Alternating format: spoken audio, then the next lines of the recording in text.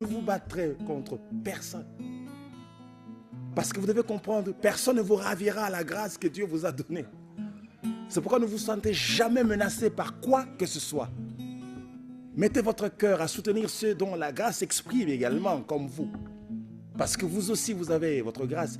C'est ça qui fait la différence entre les hommes. Vous ne serez jamais comme l'autre. Et si vous ne serez jamais comme l'autre, sachez que l'autre ne sera jamais comme vous. C'est ce qui fait que dans la différence, nous sommes dans l'unité. La différence de chacun s'exprimera pour que le but commun soit atteint dans la gloire. Alléluia. Ozo bangani. Meni azo bangiso. C'est-à-dire, laisse la grâce s'exprimer, on va vous respecter aussi de loin. Personne ne va tirer la couverture de son côté. Parce que la grâce, c'est comme un étang qui s'ouvre sur tous les hommes de la terre. Personne ne va dire qu'il tire la couverture de son côté parce que vous êtes tous sous la couverture de la grâce. Vous êtes bien couverts. C'est que les hommes doivent savoir en quoi ils sont établis. Alléluia.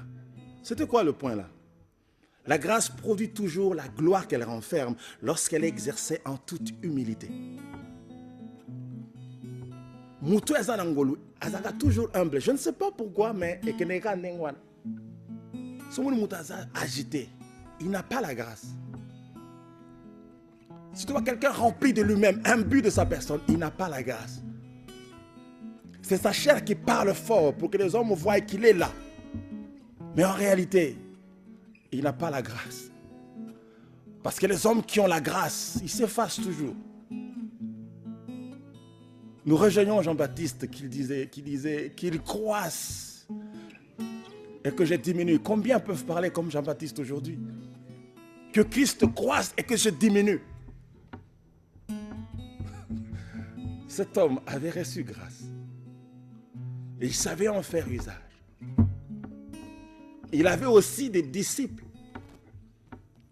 Vous voyez, un maître qui parle d'un autre maître avec beaucoup de respect. Parce que Jean-Baptiste, il était maître aussi. On l'appelait maître. Ses disciples l'appelaient maître. Mais un maître qui a du respect vers un autre maître qu'il considère plus grand que lui. Il n'y a que l'humilité qui peut conduire un homme dans ce sens. Et un lendemain, l'un des disciples vient de dire, nous avons vu celui dont tu as parlé. Et nous voulons aller vers lui. Il dit, allez. Alléluia. Parce que